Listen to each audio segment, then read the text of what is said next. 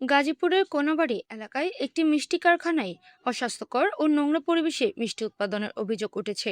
স্থানীয়দের দাবি, কারখানাটিতে স্বাস্থ্যবিধি না মেনে খাদ্যপণ্য প্রস্তুত করা হচ্ছে, যা জনস্বাস্থ্যের জন্য ঝুঁকিপূর্ণ হতে পারে। অভিযোগ রয়েছে, রসরাজ সুইট নামে কারখানায় মেঝে অপরিচ্ছন্ন, উৎপাদন কক্ষে পর্যাপ্ত পরিচ্ছন্নতা নেই এবং মিষ্টি তৈরির বিভিন্ন উপকরণ খোলা অবস্থায় রাখা হচ্ছে। এছাড়া কর্মীদের অনেককে প্রয়োজনীয় স্বাস্থ্য সুরক্ষার সামগ্রী যেমন গ্লাভস, হেয়ার ক্যাপ ও মাস্ক ছাড়াই কাজ করতে দেখা গেছে বলে অভিযোগ করেন স্থানীয়রা। এলাকাবাসীর দাবি, বিষয়টি দ্রুত তদন্ত করে প্রয়োজনীয় ব্যবস্থা গ্রহণ করা হোক, যাতে নিম্নমানের বা অস্বাস্থ্যকর পরিবেশে উৎপাদিত খাদ্য বাজারে বিক্রি না হয়।